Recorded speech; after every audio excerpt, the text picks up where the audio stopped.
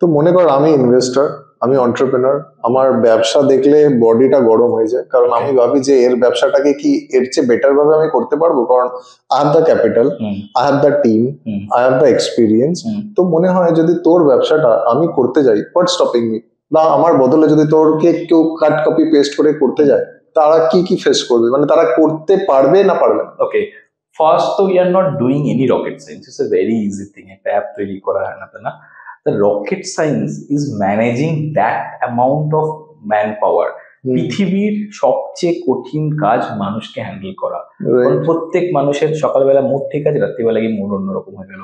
তাদেরকে একটা প্রসেসে আনাটা সবচেয়ে বড় ব্যাপার। এই যে এই ওয়ার্ক ফোর্সকে প্রসেসে আনা এবং এই ব্র্যান্ড একটা ভ্যালু ক্রিয়েট করা, this is the only thing যেটা আমাদের তুমি বলতে পারো USP. And the execution process, লোকেরা নিজের বাড়িতে একটা ড্রাইভারকে ঠিক মতো রাখতে গিয়ে পাগল হয়ে যায়। We are handling 15,000 of drivers. ঠিক আছে, আমি কলকাতাটা বললাম, সব করে যদি যোগ করো 16,000 সামথিং এখন আছে। তো that is the Matlab USP, মানে উইটা ইজ দ্য এন্ট্রি ব্যারিয়ার।